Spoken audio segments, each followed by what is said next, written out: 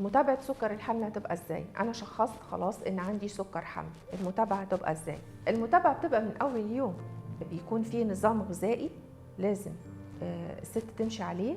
الحاجة التانية ممكن تحتاج لأدوية.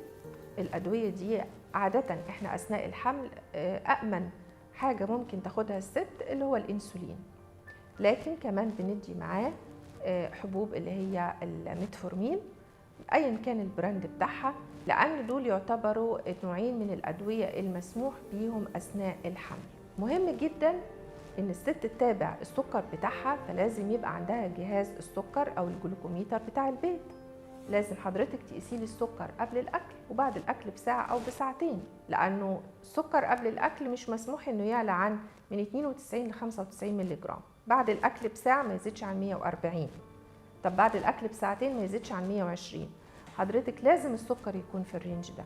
الزيارات لازم تكون متكررة للدكتور، حتى لو اضطريتي انك انت تزوري الدكتور كل اسبوع، لانه دي فترة محتاجة اثناءها انه احنا نعمل تعديل سواء في نظام الاكل في الادوية بسرعة، لأن سكر الحمل بيأثر بشكل أساسي على نمو الجنين، وممكن يعمل لنا مشاكل احنا في غنى عنها في تكوين الجنين نفسه.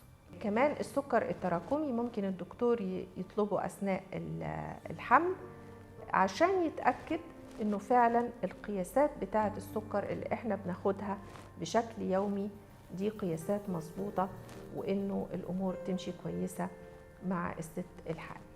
كمان اثناء الحمل الدكتور بيقدر انه يشخص فعلا ده سكر حمل، بمعنى انه عرضي، يعني حضرتك بعد ما تقومي بالسلامة هنقيسلك السكر ونلاقي ان الامور مشيت كويسة معاكي، اختفى سكر الحمل، ولا هو سكر من النوع الثاني ولم يكتشف الا اثناء الحمل، او من النوع الاول، او اي نوع اخر من انواع السكر المتعددة.